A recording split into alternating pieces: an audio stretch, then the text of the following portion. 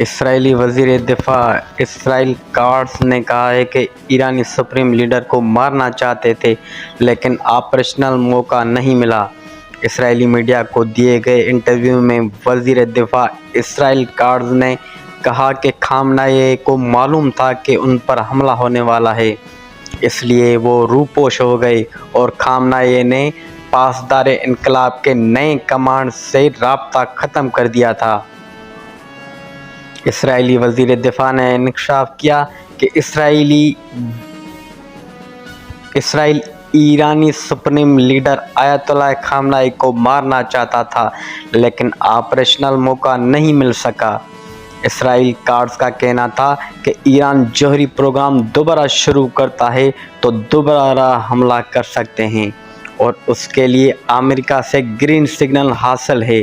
ताहम ऐसी सूरत हाल नज़र नहीं आ रही कि हमले के बाद ईरान जौहरी तनसीबात को बहाल करेगा।